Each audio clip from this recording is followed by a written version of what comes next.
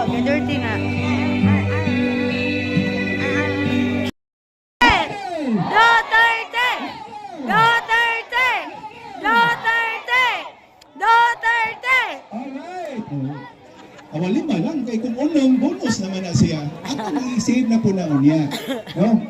So again, we are celebrating the 80th birthday ni former President Rodrigo Roa Duterte. Although wala man sa dini karon, naman sa dito sa Hague nagpabugnaw, no?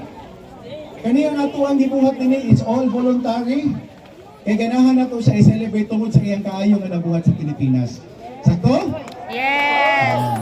And ang ato pong pangando, ang atong pag-ampo, nga puhon ang taong makauli si former President Rodrigo Roa Duterte din sa Pilipinas. Duterte! Okay, nasa kay pasing